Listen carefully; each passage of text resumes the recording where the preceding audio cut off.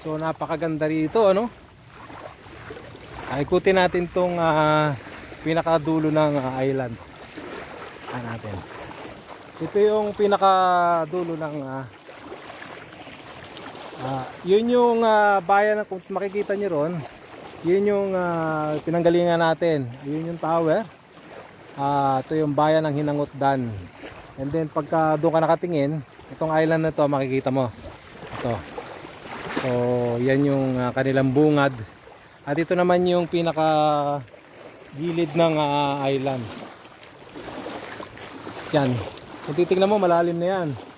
Kasi banda rito sa dati, itong San Juanico Strait ay dinadaanan ng barko yan.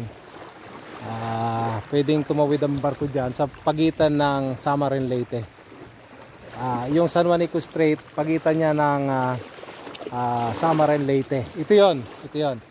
So malalim yan, nakakadaan ng barko rito. So pag nakakadaan ng barko, ibig sabihin malalim. So ito yung pinakakanto niya. May mga bato-bato. Medyo ano lang ang araw ngayon, no? Medyo makulimlim ang panahon ngayon. Kaya hindi masyadong malinaw yung video natin. Maganda ang sand dito. Napakaganda. Ayun yung may-ari ng island. Tingin sa atin. So, ikot muna tayo. Tutur ko kayo dito sa Gabong Island.